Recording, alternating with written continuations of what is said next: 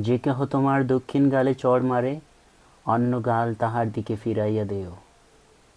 যীশুখ্রিস্টের যে কথাগুলো আমাকে খুবই বিস্মিত করে, সেই কথাগুলোর মধ্যে এটি একটি।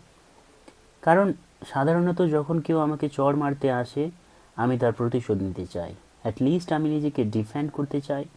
কিন্তু এখানে তো তিনি সেই সুযোগও দিচ্ছেন না। তিনি ডাইরেক্টলি বলছেন, যদি কেউ তোমার এক গালে চড় মারে, অন্য গাল তার দিকে ফিরিয়ে দাও। কি হতে পারে এর মিনিং? আসলে এর একটা স্পিরিচুয়াল মিনিং আছে। যখন আমাদের এক গালে চড় পড়েছে, যে গালে আঘাত লেগেছে, সেই গাল তখন গরম, সেই গাল উত্তপ্ত এবং সেটা লাল হয়ে ওঠে। কিন্তু অন্যদিকে দ্বিতীয় গালটি, যেটাতে এখনও চড় পড়েনি, সেটা আপাততভাবে শান্ত থাকে এবং নরম থাকে।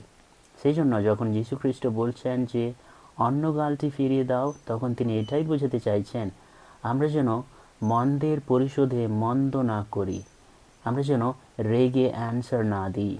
কিন্তু যখন কেউ আমাদের প্রতি মন্দ করেছে, তার পরিবর্তে আমরা যেন শান্তভাবে রেসপন্ড করি এবং মন্দের পরিবর্তে আমরা যেন ভালো কিছুর দ্বারা রেসপন্ড করি।